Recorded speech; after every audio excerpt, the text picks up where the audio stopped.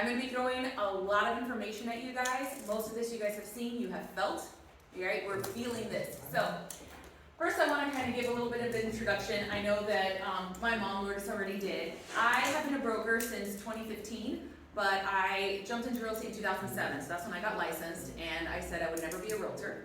And here I am, and then I said I'd never be a broker, and then there I was. I said I'd never open up my own brokerage, and I did. Everything I said never, I did, which is ironic. So I don't say never anymore because I just don't want to not do things that I don't want to do. So, so one of the things that I am very passionate about is teaching and educating and training and elevating real estate professionals to the next level.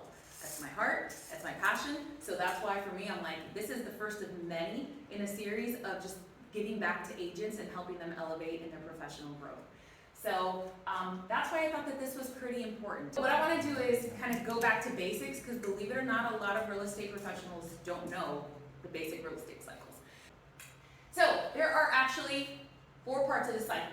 We've got recovery stage, then we have expansion, the 3rd phase is hypersupply, and the 4th is recession, okay? I'm going to explain what each one of these looks like and kind of where we are now so you guys get a feel for what's happening. The first phase is recovery. Now, this is a tricky phase to identify because most people are actually, they don't recognize it because they're burned out because of what's going on, right? So the recession just happened right before a recovery.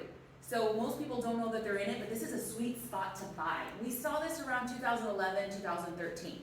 So people that bought a house during that time have seen tremendous equity in their homes, okay? But again, during that time, most people had just come out of a short sale. There were millions of people that ended up in a short sale, and those closed around 2009, 2010. Do you think they were ready to buy in 2011 to 13? I short sold in 2010, and I said, I'm never gonna buy again. I'll sell real estate, but I'm never gonna buy again. Because it was such a horrible transition. It was just a painful process, because we bought in 2006 in the peak, in June, which you guys don't know if that was the peak of the peak. And I thought buying 988 square foot condo near Mall of Millennia for $210,000 was a great deal. It was back then. That was one of the cheapest condos you could find. But just so you guys understand the market and what was happening at that time. So this is the best time, you know, to buy on the onset. So then we've got the expansion. Now the expansion, this is where the general economy is improving. We see job growth, increased demand in space for housing, and we see confidence in the economy. Okay. Now this is the market where renters and home buyers, they start generating demand again. While the market is on an upswing, it's advantageous to invest your efforts into developing or redeveloping properties during this time. You know, it'll cater to the current market's taste and it'll sell for more than market value. So this is a great time to start working on that aspect of your real estate portfolio. The 3rd phase, hypersupply. Okay. Now, the hypersupply is where developers and investors, they get into a frenzy because now they have to ensure to meet supply and demand. Does this sound familiar? We remember seeing this in 2004, 2005. There was a huge demand, but they were overproducing, right? We're seeing the same thing where we just haven't caught up, but this is usually where hypersupply is, where they have to meet the demand, but typically, this is where a tipping point happens, okay? And this is a great time to buy and hold. Because what comes next? You guys remember the 4th? Say it! Recession, thank you! I'd love you guys' input as well, right? So the 4th is recession. Alright, now this is where now we've got that tipping point, right? So now this is where supply exceeds demand by a large margin. Now we've got property owners that are seeing high vacancy rates in their properties and all of their rentals. And this is a great opportunity. There's always a great opportunity, right? In all 4, there's always opportunity. You have to find it. Right now, there's opportunity. You have to know what it looks like. In this one, it's a great opportunity to buy distressed properties. Now, all right. Now, if you guys were around, you know, in the 2000s, it was the perfect storm. We had subprime loans. So there was a lot that happened with the recession that we all know and understand. There was a recession before that, but it didn't make as much of a dent in and impact in our minds as what happened in 2008, 2009. The reason is subprime loans were rampant. So if you guys know, I mean, people's like grandparents that had passed away, their dog, everybody was buying houses. They were writing loans for anybody at 0 down. So it was a disaster on many, many fronts. And if you guys want more information, there's an amazing movie called The Big Short that I highly recommend. Yeah, honestly, I cried during that movie because I lived it. And so it was like super like eye-opening. I was like, wow, this is really what happened. It's an incredible movie if you really want to get a grasp about what that recession looked like. That's why they call it the Great Recession. And I hope we never get that again. But these 4 cycles typically represent a 7-year period. Has it been 7 years? It's been way longer, okay? Now, since the recession of 2008, we haven't seen a recession again. We haven't seen the dip. I mean, my team will tell you that starting in 2018, 19, we're like, something's gotta give. Something's gotta give. Something's gotta give. So far, nothing, right? And that's what we're gonna talk about. 2008 to 2010, recession. Significant number of foreclosures and short sales. When I started real estate in residential real estate in 2011, for every 1 regular sale, there were about 80 to 100 short sales on the market. Honestly, all we did is short sales. That's all that we saw. If you saw a regular house, it was a miracle, but it was far and few between. And the distressed properties I saw, some of them were so disgusting you didn't want to walk in. That's what the market looked like in 2011. You know, 2012, same thing. 2013, we started seeing a little bit of a change where we started seeing more regular houses on the market. 2011, 2018, here's where we saw recovery, okay? So prices steadily rising, great time to buy low. Interest rates were great. They were in the 4s. By the way, interest rates going up, not a bad thing. Horrible for our buyers, but a healthy market, they'll say, is between 5 to 7%. 2% is not sustainable. 3% is not sustainable. I know buyers are freaking out. Where the problem is that home prices have gone up, as well as interest rates. So we'll get there. Now, we're looking at 2019 to present. This doesn't make sense, but we've had a hyper supply that even started going beyond that. This is a very long period of hyper supply in our market. Prices have soared, largest equity and lowest inventory in real estate recorded history. Process that a little bit. Largest equity and lowest inventory in real estate recorded, I would say in history. Because before that, I mean, what, you would just find a piece of land and you build a shack, right? So I mean, recorded history of real estate is when we started actually doing things, you know, recorded, right? So it makes a little bit more sense. So, where are we now? Homeowners in the entire US have averaged $67,000 gain in equity in 2 years. That's the entire US. It's about 100,000 in Central Florida. Just so you guys are aware, this is very different in Central Florida. So, because remember, we're tallying in the 67,000, those numbers are even coming from Podunk, Oklahoma, that has actually not seen any growth at all, right? And then you've got Idaho that's seen 119% growth. I don't know what's in Idaho. I keep saying it's probably potatoes, not quite sure what's happening over there, but there is a huge influx. We've got to know what's happening, not just in Florida, but in the United States. All right, price appreciation is accelerating. This is from CoreLogic. Year over year, this is the price increase by month. This is from last year. So January, that's January of this year. This is January of last year. Look at this consistent increase, okay? It comes to a point where you feel like there's got to be a boiling point, right?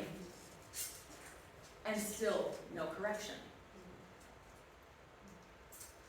Why this isn't a bubble like 2008? All right, actually 77% of consumers think that it is. 44% of agents think that it's a bubble, or that a bubble, you know, is going to persist, some kind of that. They worry about it. But I'll tell you why it's not. First of all, we've all seen low inventory, right? Okay, and we're even going to give you an example of what we're seeing here. Inventory of homes is nothing like last time. Look at these years. Right, that was right after the recession, right? It was right in the midst of it, and then it hit. But look at the 4 years of production. Look at the month supply of existing homes. Look at the supplies that we have right now, okay? This is incredibly low, stark difference. This is why when people say that, I'm like, I can give you the 3 reasons why this is not a normal housing bubble. The second reason is cash. Have you guys not seen an overwhelming amount of cash coming into Florida? We have cash offers all the way up to $900,000. It's mind-boggling, but what's happened is that we understand full well, you know, that here in Florida, they're selling their home somewhere else, and we look like a shiny new penny. So that's what's happened is that they've got, and we're seeing people covering appraisal gaps, removing appraisal contingency altogether, and paying the difference. Going above, just so you know, we've already seen that in the $5, $6, $7, and $800,000 homes, people are paying almost $100,000 over, consistently. Like homes are closing $50,000, $60,000 above. right? So obviously it's been a huge deterrent for other home buyers, it's been very discouraging, but cash is another reason. We didn't see that in 2006 and 7 and 5. What we saw was zero loans, right? Zero down loans, and people were getting free money left and right. That's not what we're seeing right now. So, and I tell people, I'm like, so let's say hypothetically there is this crash that some people keep saying. There's so much equity in homes that there would not be a foreclosure because people are putting 20% down plus additional cash. So if it went down, even 20%, banks are still looking nice, right? Because they're not going to foreclose on something and there's still equity in the houses. So that's why I tell people, I'm like, this is not going to be a foreclosure city. This is not going to be what you guys saw in 2008 at all. The third thing is tight lending restrictions. Right, Edwin? Tight lending restrictions. Super tight. In fact, look at the volume of loans in billions with a credit score under 620. Okay? Wow. This is a huge differentiator. I mean, honestly, when was the last time you guys started helping someone with a 500 credit score? You're like, oh, come back in like 5 years. Doesn't surprise It me. just doesn't happen right now. We're not seeing it. And honestly, if they're FHA or VA, it's like, why? How can you get to conventional? Let's work on this. And if you can't, this is just not the time. And it's very unfortunate and it's very difficult. Now, are there VA, that get approved? Absolutely. There's those sellers sometimes that are literally say, I want VA. Just show me VA because they're veterans. That's fantastic. But with the scope of inventory that we have, it's far and few between. So it's very discouraging. But honestly, it's just at the point where FHA and VA they're not flying, right? So this should show you crash, burnout, right? And then they're very restrictive. Lenders have been very cautious. When we know we get an approval, I know that that's gold.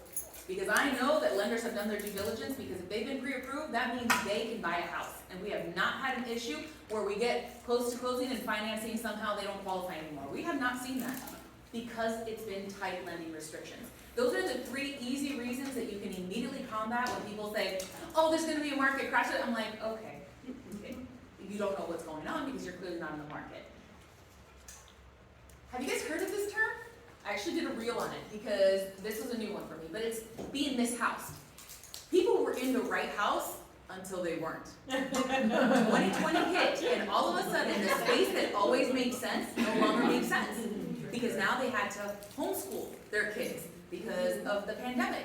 So now everything seemed a lot tighter. People were working from home and like, get off me, go that way, and there was no more room. We saw so many buyers. So right where I thought, oh, okay, good, we're gonna see a correction in 2019. 2020 hits. Everything changes. Because now people are stuck at home, so they have to see the walls that they never paid attention to very much before. And now all of a sudden, it's closing in on them. And they're like, I need more space. So 2,000 square feet became 3,500 square feet. A 4-bedroom, we're like, now I need 5 or 6 because I just need space. I need an office, I need a loft, I need this. Because now we needed Zoom calls that didn't have a bunch of kids flying behind you, right? They needed a wall and they needed to make sure that, we all saw those people that unfortunate events were happening because they took their Zoom call into inappropriate rooms. So, they just didn't have the space for it, right? So the mishousing thing became a very real issue that was never an issue before. Relocation in mass exodus is what we saw here in Florida, right? Why? Because we've got the beaches, we've got great weather, we've got low taxes, we have incentives for businesses to come in here and start up. We have our governor. If you don't love him, you should, because we stayed open and our economy was thriving to the point where our prices just went up. And not that we love that, but it was great because it meant we were thriving and people were coming in here because they wanted what Florida had. And lower home prices, which technically we're still lower. We are. And to us, I'm like, I feel bad for our fellow Floridians. I really do. Because people are coming with an influx of cash from other places. And they're like, 500,000 for this home? Absolutely, all day long. And now that same house is 800,000. And I think, what happened in 3 years? That's what happened. Cash became a driving force. And we all know money talks. There's only so much a seller, like a lovely, even buyers, like the buyer letters, those don't work as much anymore. They still work, we've had them work. But really at the end of the day, terms, conditions, that's what's gonna talk, cash, right? But we're seeing this. Now I've heard, and it's super unfortunate, that Florida is the next California in terms of prices, right? For housing. So that's a big thing to understand is that our prices of houses look like a joke to people from New York, New Jersey, Massachusetts, California, Washington State. Like, our prices look incredible. To be able to get land for $700,000, we were just talking, to get acreage, 5 acres for $700,000 with a brand new home that's 4-bedroom, 3-bed. That's a joke for other places. They're like, land? I wish. That's what Florida offers. So again, understanding, why people are moving here. This is a very real thing. In fact, the change in prices from last year, 25.7%. Again, I don't know what's happening in Idaho, but people are moving there. Idaho, Utah, Arizona, and we're number 4. Okay? This is what's happening. The national average is 17.5% increase. Florida's 25.7%. You got to know where we're at. Okay? When clients are asking, the whole point of this is that we need to be informing clients of realistic expectations when they're coming and buying here. We're getting buyers from all other states. You need to know how to communicate this message, because we've had buyers coming from California. I've got cash $200,000. Buy me. I'm like, I'm sorry, you're 5 years too late. Like, this is not going to fly. It's about informing them, like, what's realistic in this market, because the prices have been driven up. So we need to make sure we are communicating this very clearly, and we need to know these numbers. Look at the last 5 years. 72% change in 5 years in Florida. The national average is 54.5. We're constantly above the national average. Again, I keep pointing out Idaho because I'm very confused, but they're at 118.2%, change in price. And I think they just started so low that people were like, well, we can't afford Washington, Oregon, Nevada, or Utah. Let's just go to Idaho. So they're seeing a huge influx, and Arizona and Utah as well. And again, we're right there with those states. We're basically right there in line. Even Nevada has seen an increase in Washington State. We're up there as one of the highest ones that have seen a price increase in 5 years. I mean, that's scary, because it eliminates a lot of buyers. And here's the thing, when I hear buyers saying, well, I'm just going to wait for prices to decrease, that terrifies me, because I remember California. I was born in LA. My mom used to flip houses. We moved into them. We moved into a house, we would wait a few months, not even a year, and we'd move because she'd make a huge equity on it. Guess what? Those haven't declined. Right now, you can still get a wonderful 2-bedroom, 1-bath for $700,000 in LA. Yeah, they're ridiculously priced. Who is saying that these prices are going to go down in Florida? We only have so much land. I don't know if you guys are experiencing this, but how many clients do you really see that are still hovering over the middle? We see DeBerry, Deltona, Kissimmee, Davenport. You know why? Because they can no longer afford what used to be affordable. Now they're going to the outskirts. You guys seeing this? Yes. You guys, your gas tank is seeing it and feeling it? Yeah, I know. It's getting pushed out, right? And that's what's happening is now people, that's exactly why in LA, people were starting to move to river. If you guys know LA, they were moving to the deserts because they couldn't afford LA County anymore, so they were started going to the extremes. And even those prices have gone up. We have to learn from history, right? Let's not repeat, mistakes from history. Let's learn from them, because we are the other coast. I love our weather better. We have beautiful weather and our beaches are fantastic. We can actually go in them, right? They're not dirty and gross. Like, we have a lot of things that people love about Florida. This is why people are coming. Disney's not stupid. They know where they planted themselves, coast to coast. Great weather, all of that stuff, right? And we've got the world. They just got land. Disneyland, and we've got Magic Kingdom and Disney World. So let's be clear with what's going on. Low inventory dropping since 2011. I remember in 2011 complaining, oh my gosh, we have such low inventory. There's only 15,000 homes in all 5 counties. I wish.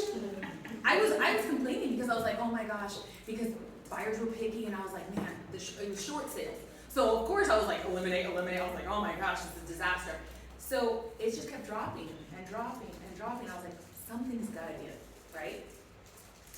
New listings falling dramatically. This is in the thousands. Now this is US, right? Okay? This is from Realtor.com. But this is in the thousands where we've seen a decline. This was in December. Guys, December was a busy month for us. Normally that's supposed to be like, it's time to relax. Right? No. December, I had my baby and I was working on my bed after giving birth.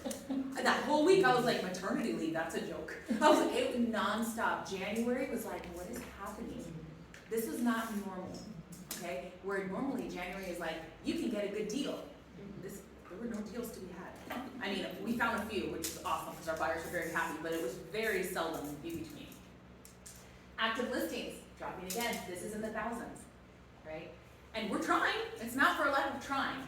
I know it sounds like doomsday, right? I have some hope. But anybody remember this? Even if you weren't in the market, don't you remember driving by streets that was sign, right? We're not anywhere near that, right?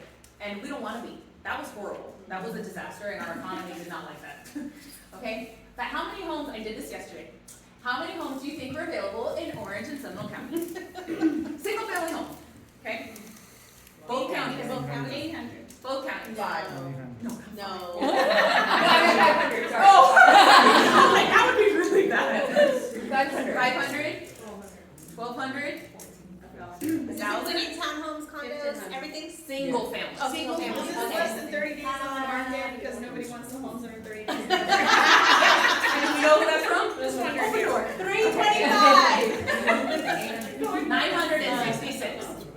Okay? All of Orange and all of Seminole. Wow. It gets better. Alright, let's say you have a buyer profile, right? Under 450, 3 bedrooms, 2 bath, because obviously 4 bedrooms is not gonna fly with 450. In all that same covered area, now it went down to 265. Because let's be realistic. Your buyers don't want every single one of those 966 homes in that area, because within Seminole and Orange County, they may just be looking at OVIEDO Winter Springs, or they may just be looking Winter Park Maitland. You know, they want it. Now at this point, honestly, we tell buyers, consider it all. Consider it all, okay? Do you work remote? Do you work remote? Yes. We can take you to several places. Virtual school? You don't have to worry about school centers? All of you know, homeschool, an option. We can get, honestly, you have to be creative, right? People are now no longer trying to, because I'm like, listen, if we try to pigeonhole you, you're going to be spending a lot of money if you're trying to get into a certain area. So let's expand your search a little bit. So I did this in my zip code. It went down to 2 homes. That's scary. Super encouraging, right? Not so much. 450 in OVIEDO.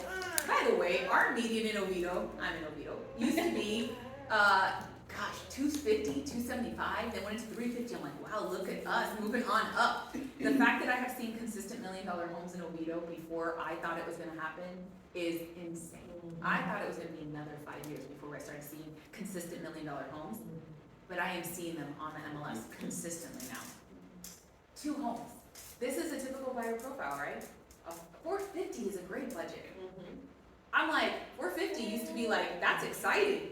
You know, I remember in 2011, if I saw 150, I was like, oh, but 200, I was like, oh my gosh, they have money. You know, like, now 450, I'm like, oh, are you sure you can't go higher? Like, and that's where we're at. That's crazy. That's where, say it again? Can you close the gap? I know.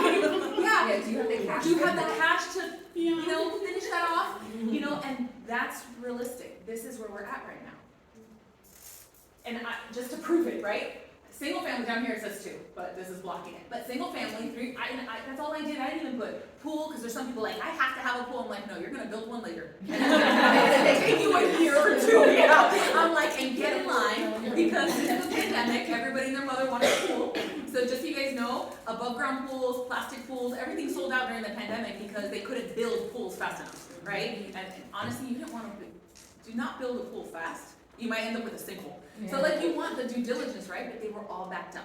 It was crazy. Anything that had to do with that, you know, and then people were making renovations and remodels left and right because if they couldn't find a house, they were going to fix theirs. All the same supplies that the builders needed now halted the builders on top from doing, like this was a domino effect that we're not going to see anything change for a little bit. Oh, this was funny because Hilda brought this to my attention. 400,000, 2 bedroom, 1 bath, 918 square feet. This came on the market yesterday, 2 days ago. Oh my. In Orlando, guys. Did you see the $1 million one in I would be down South for it. Florida? For like No, yeah. I think I'm gonna build a shed on my property and rent it out. Airbnb. Guys, this honestly, it made us chuckle. Was it adorable inside? Absolutely. But this is Orlando, not Los Angeles. Like, this is crazy, right? But I have to get to the point where I'm like, I have to understand that this is the new normal. And it's still hard for me to, it really is hard for me to connect those, especially when I see our buyers hard-earned money. I'm like, I'm gonna try to get you into a house, but let's be realistic. right? Like that's a hard conversation. A healthy real estate market is 6 months supply. Did you guys know this? If you didn't, now you do. This is a healthy market. This is where we are right now. Again, healthy market, where we're at. Okay, you guys know this, you guys are feeling this. Houses on the market, you got the highest was 102 offers so far that I've seen, that I've heard on a house. That's crazy. Even when there's 11 on an $835,000 house, you're like, what? That went over $900,000. Guys, it doesn't make sense. You gotta own it, and we gotta find opportunities, right? Here's what you guys need to know about, and all of this, again, it's educating you guys, because you guys are gonna be stronger for your clients. That's the goal of this, right? 6 months is a seller's market, under 6 months.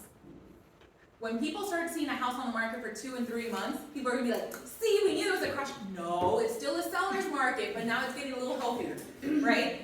4 or 5 months, still a seller's market. About 6 to 7 months is a neutral market. Over 7 months supply, that's when you start getting into a buyer's market. That's where it shifts. We haven't even felt anything close to 4 or 5 months. Even Open Door being overpriced has not come close to 6 months, right? I think they finally give around 60 days. They're like, all right, fine, now it's been too long, right? But they're typically on the market, if you guys have looked, like 25, 26 days, which feels like an eternity in this market.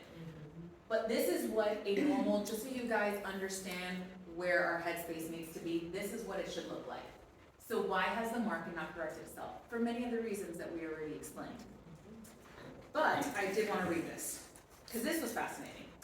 According to Fortune, why is the inventory situation getting worse? It starts with demand, which isn't letting up. We are still amid the 5-year window between 2019 and 2023, where every millennial born in the generation's 5 largest birth years, between 1989 and 93, will hit the all-important first-time home buying age of 30. Home builders who cut back on building after 2008 financial crisis, which we saw that, simply weren't ready for this demographic wave that was looming even before the pandemic struck. To make matters worse, home builders are now struggling to even fulfill the contracts on time, as they are overwhelmed with the global supply chain that continues to create delays and shortages for everything from garage doors and windows to framing lumber. There's another reason inventory is shrinking again, spiking mortgage rates. Back in December, the average 30-year mortgage rate was at 3.11%. As of Friday from this article, which was last month, which is mid-March. The rate has spiked to 3.85. Where is it now, Edwin? We're 4.75 now, easy. 4.75. That's not bad. It's not. I've heard people are in 5. We in 5s, depending on the situation, but yeah. 5 and a Okay, I had quarter. 6.25 in 2006, and I thought that was great. Yeah. I'm not kidding. Even till today, I'm like, that's not bad, but when you're locked in at a 3, you're like, I don't want 6, right? 1988. Right. In theory, higher rates should cool the market over time. However, the sudden move up in mortgage rates, Bachman says, has corresponded in a short-term uptick in buyer urgency.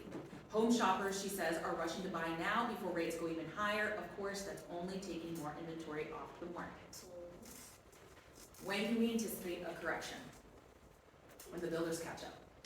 They say construction catches up within 3 to 5 years. We are 5 million homes, give or take, behind in the United States. Some people have said 7 years.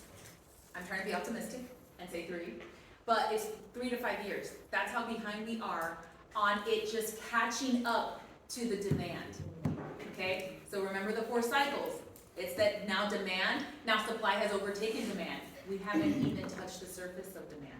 We have people waiting on the sidelines. I'm like, if you wait, interest rates go up, and so does housing prices. There's a new build in OVIEDO. Pulte, and it's Pulte, right? Yeah. And they're only building, I think, 22 home sites behind OVIEDO High School. And I'm like, they're probably gonna start in the 700s. 900s, you said? 900s. You know. Wow. Brand new construction. Wow. And that's not including upgrades.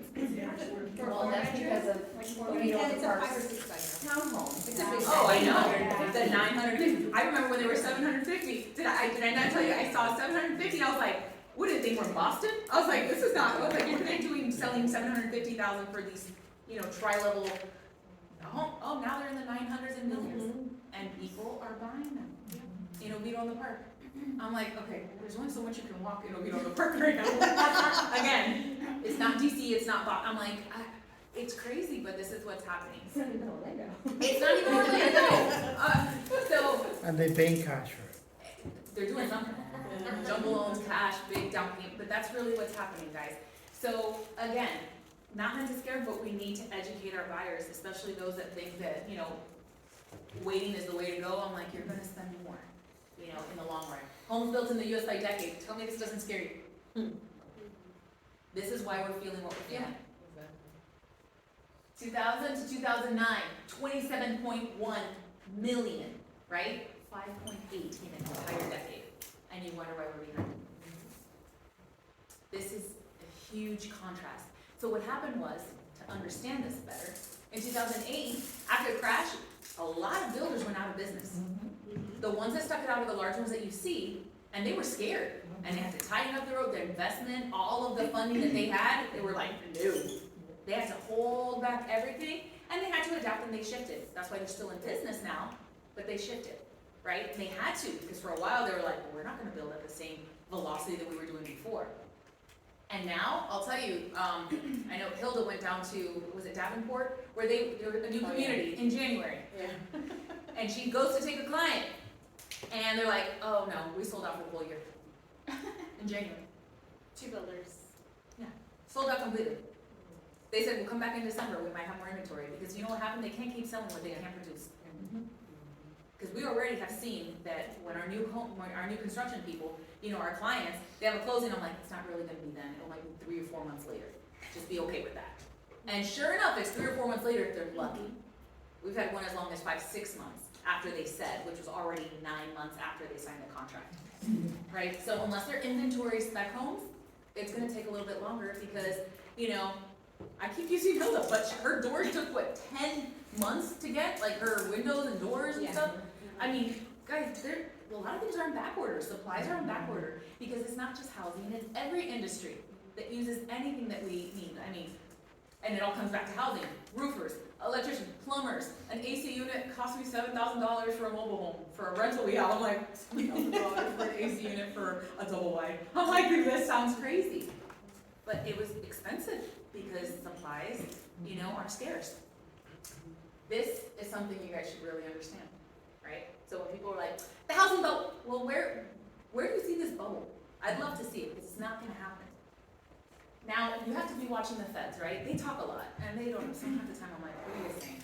So the increased rates, right? They already increased it, we saw 0.25, then they said 11 more, and then they said 7 more. They're basically what they're saying, they're going to keep increasing the rates. Please do not expect this to drop back down to 2-3%. I had one lender that wrote this long email about how this is gonna correct itself, and I read that and I was like, this man does not know what he's talking about, and he's misinforming his client. And it was really upsetting because I'm like, I'm sorry, they even said that they were gonna go up because a healthy market can't sustain 2 and 3% interest rates. That's free money. That's the basics of economy. You can't. You cannot function with that. So keep watching what the feds are doing, because we need to be informing our clients. Like, just so you know, it's not to scare you or push you off the ledge to hurry up, and we don't wanna rush anybody, but unless you're willing to stay put for another 6, 7, 8 years, be ready to make that move. So, what do you guys need to know to stay in the game? Yay, it's the peppy part, right? But there's 4 simple, but, career-changing things. Now, what was the name of the class that you took? Oh, what's his name? The guy who's been in the business for 40 years. You guys don't know if you ever took any Aura class. He owns iFrag. He sold it. You guys have to know his name. So he did a class, and he said he's never seen this, and he said there's going to be a lot of realtors that are going to go hungry, right? Because if I just showed you 966 homes, and we have, 25,000 realtors? Richard Fryer, okay? So he was talking about this, and, I don't want us to be the ones starving. For me, this is my full-time career. This is not a part-time gig, right? This is what we do to make a living. The first thing, you guys have to know what opportunities are available to stand apart from the competition. We have programs now that allow buyers to act like cash buyers, okay? And I know that you guys have seen NOC, there's the BAT program from National New American Funding, thank you. There's a lot of different programs out there, and I apologize, Edwin, because you're a great sponsor, but there's programs. I have them too, so it's okay. Okay, good. That shows fact that you guys can come out like a cash buyer and compete with cash. They charge a fee because it's a convenience, right? They're doing you a favor, they wanna hold your loan, right? So you're basically paying their closing costs because they're doing a double closing. Huge opportunity for buyers right now. You guys have to get in on this, okay? That's one huge opportunity. Another one, there's not a lot of them, but there are FSBOs. And believe it or not, they pay you more on the buyer side than some of the ones you see on the MLS. So, that's another opportunity to negotiate that. We've had a lot of FSBOs that we've been able to close. You know, and you negotiate with them, and you're doing the transaction, but you're getting paid 3% commission, which is more than you'll see, like 1.5%, 2%, 2.5% that you're seeing right now on the MLS, right? That's another thing. Another thing is that there's very few of them, but again, these are opportunities, but there are expireds. Do you guys know that? Tap into the expireds. Contact them and contact the agent and say, what was it that made them? And I'll tell you, temporarily off market. You know why this is huge? We have a listing right now. Until we find that client a house, she's gonna be temporarily off market. But I've had people call me and say, listen, because guess what? If we could do a house swap and they happen to have what she wants and they happen to, you know, you never know what can happen. You have to think out of the box. There are opportunities here. You've gotta be able to stand apart from the competition. You've gotta be able to talk to agents, hey, you know, is there anything that you have coming up that, you know, we can, okay, let's go. What are the buyer's needs that are out there? I hear talks even from title companies. You know, like if I ask Jen, like, Jen, what are you hearing? Is there something out there? Boom, I can connect this buyer with it. She has a neighbor and I'm like, perfect, I have a buyer that I think could actually work for that. You know, and so I'm trying to connect those two right now. You've got to have your ears for what is happening. Get a pulse on what is happening in your area, in your demographic. Because you've got to make sure that you're standing apart from the competition. Long gone are the days where you can be a lazy realtor and just wait for the MLS to give you a new property coming up. You've got to go hunt for that. Okay? Another thing that we've done is we write letters to specific communities with specific floor plans that our clients want.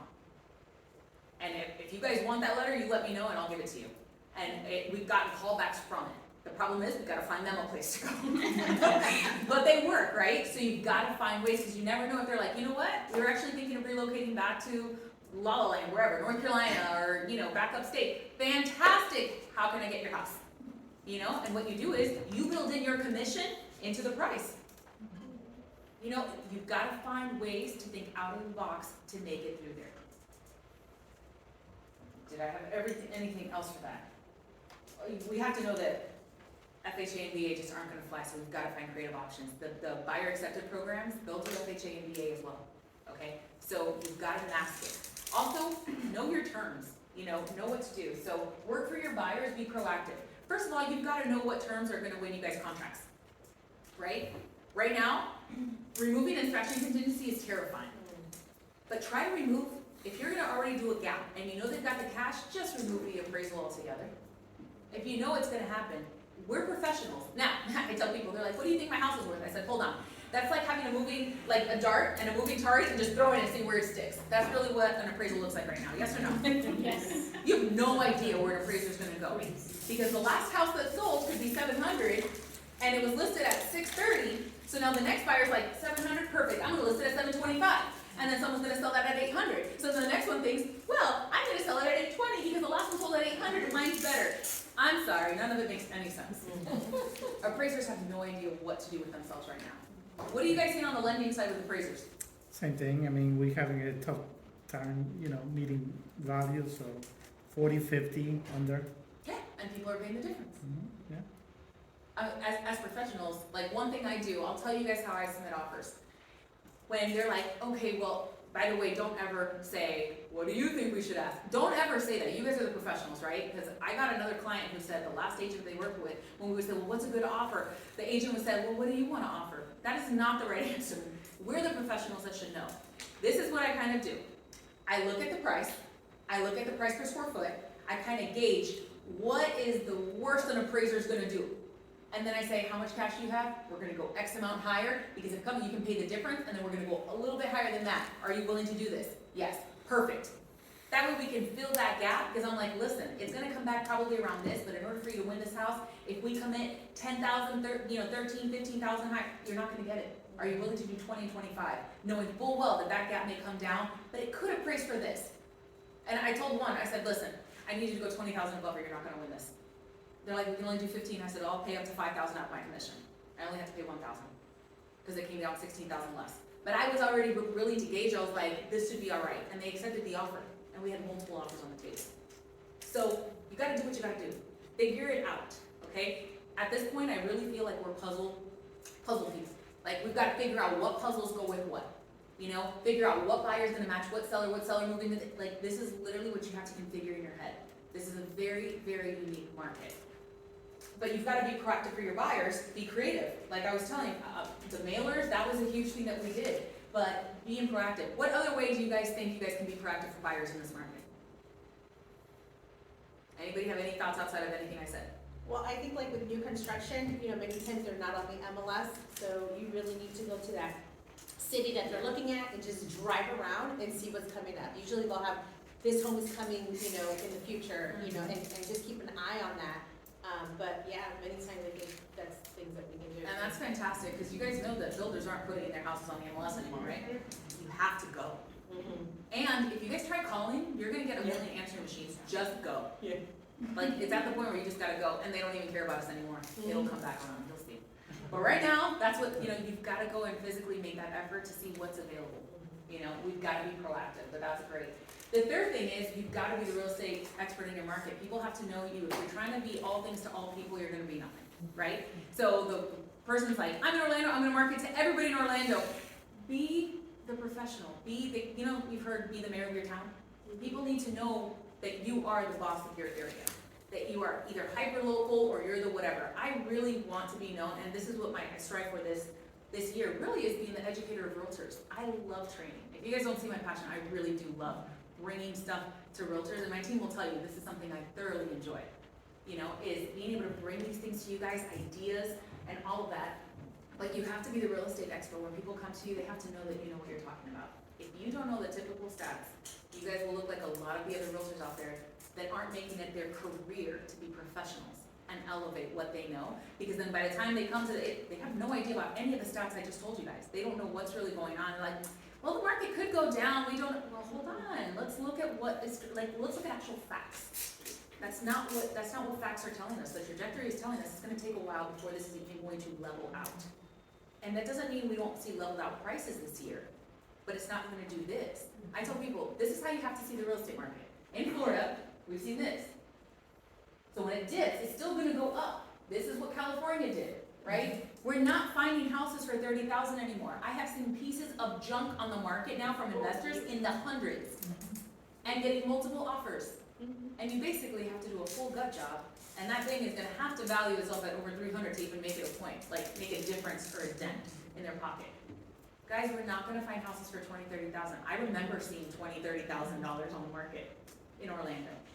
Like, they were pieces of junk, but we still saw it, right? At least it had like 4 walls. You can tear one down and redo the whole house. Right now, you're not seeing that, and I don't foresee us ever seeing that. Even in the worst neighborhoods, So we have to think like that. I remember my mom, when we were in Miami Beach, we moved in 1995. And I remember the foresight she had was just like, this is going to be incredible. Just so you know, in 95, South Beach was full of bums, homelessness, drugs. It was disgusting. We went into a hotel that she wanted to develop, and I didn't even want to, I was 11, I didn't want to touch anything. I was like, this is nasty. Shag carpet. Guys, look at Miami Beach right now. That one of the buildings, what, 2.5? And people were like, that's ridiculous. And she was like, this is fantastic. You know why? She was coming with the California mentality. And she already knew. She's like, now you can't touch those buildings for under what? 30 million. 30 million? Okay. And that's only 20. And that's in 20 something years, right?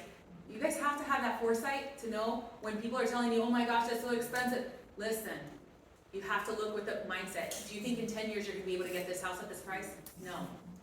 So you have to help people look ahead so that they don't fall behind, right? Especially if they're looking to move up. There's gonna be people that are gonna look to retire and downsize. Fantastic. Those will be opportunities for other people to be able to acquire and move them around, but it's still gonna be on the upswing, okay? So be the expert in your real estate market. Social media, you guys have to have a presence because people have to know that you know what you're talking about. I've had people run into me at all different places saying, hey, I watch your real estate reels all the time. Thank you so much for posting that. And I'm like, you're welcome. I just want to educate. I don't care who they are. I've gotten calls from agents in South Florida asking me for advice. Or they're like, one said, hey, I sent your video to one of my clients because he wasn't believing me. I said, good, I'm glad that worked for your client. Not even the same brokerage. I'm like, this is fantastic. whatever helps educate the masses. Like, we need to help educate our people, right? And again, elevate. And the fourth thing is getting in the right network of professionals that's gonna help you guys do that. This is huge. If you're surrounding yourself with people that know the same thing you do, which is nothing, you've gotta put yourself around people that know, right? Something that I love about our team, first of all, we have incredible tools, but express offers, you have to have your tool belt ready to go on listings. iBuyers, OfferPad, Open Door, through EXP we have express offers. There's so many iBuyer programs. You have to be ready to do that because if they need a buyer in order to be able to sell, to buy another house, you need to know how to present that and work that puzzle piece, maybe. You've got to be able to do this. Something that we do is weekly training and accountability. Every Wednesday we do a weekly huddle. A lot of this news, like I have two of my agents here. Is this new for you guys? No. We talk about this all the time. None of this is new. I throw stats at them on a weekly basis, yes or no? Like, I feel like they know what they're talking about because we talk about this on a weekly basis. None of this is new.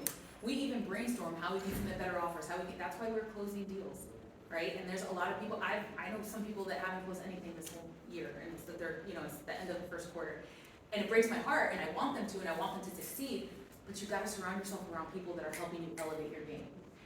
Coaching, again, something I love to do. I have one of my agents that she's in Tennessee, and she called me before a listing, and she's like, okay, I'm going on a listing, what do I do? And I just coached her. We spent half an hour on the phone, and we're like, all right, this is what you need to do. And she ended up getting 2 listing appointments and ended up going to that one. And so I was so proud of her. But coaching is something we all need. Everybody needs coaching. It doesn't even matter the industry. I know title people that get coached. I know lenders that get coached. You need coaching. The whole point is elevating our game. A referral system, you guys need to be, if you guys aren't already on a referral system online, you guys need to tap into that. I've gotten referrals from other agents in other places, in other states, in other cities in Florida, because we know what we're talking about. You've got to connect to a referral system. Support is huge. And then our team actually does something called a team building mastery. That's one of the guys in my network. He actually does this for people that are trying to build teams. It is a 12-week immersive course that is one of the most fantastic things I've ever seen done, where they go through the organization, helps you build out, does it financing, everything for you to lay out exactly what it looks like to build a team, even if you just want one person, an ISA or an assistant or whatever the case may be, to help you elevate your game. All of this, it comes down to the same. We need to be real estate professionals. That is my hope for everybody who stays in the game. It's how can we help each other grow? Everybody always says there's enough business for everybody. Now it's like, is there? And there's not. But we want to make sure that the professionals that are willing to make this a career will elevate the game. We can help each other grow and thrive in this market and in any market. This too shall pass. We'll see who stays in the game, because those are the people that are going to get the business when this passes. Why? Because they were in it, through the ringer, which means they know how to survive through any market. I thought we had seen every market, and now we experience this, and people who have been in the market 40 years have never seen this, which is why we need to work on how do we adapt, how do we shift. If you're not adaptable, you're gonna die, right? If you don't change, you're gonna die. Heard that? You've gotta learn how to shift and maneuver through any and every market. There are always opportunities. There's also always excuses. We can have a million excuses and say, I'm tapping out. And that's fine. But you've got to have thick skin in order to be able to survive what's coming, in this market and be educated. Now, I would love for you guys to tag me or follow me on Instagram, and I will follow you guys back. I think that that's huge with helping each other and supporting each other online on social media. I love following realtors and just encouraging them. If you want to know more about partnering with us, this is our, our network page. But everything again comes down to building our real estate business, building ourselves as professionals, encouraging each other, talking to one another about what's going on. But really, it's weekly training. That weekly accountability is huge. And I know a lot of businesses, they do weekly, sales meetings, but we need to drop serious bombs, like serious real estate stuff. Like, there is a lot going on. How do we shift and pivot? What do we do? And I love that we have the ability to communicate that within our network as it continues growing. It's fantastic to be able to encourage one another and motivate each other in this. Now, I would love any questions or thoughts. Did you guys enjoy this? Was this helpful? Yes. Okay, awesome. Informative? Did you guys all learn at least one thing? Yes. Okay, then for me, that's huge.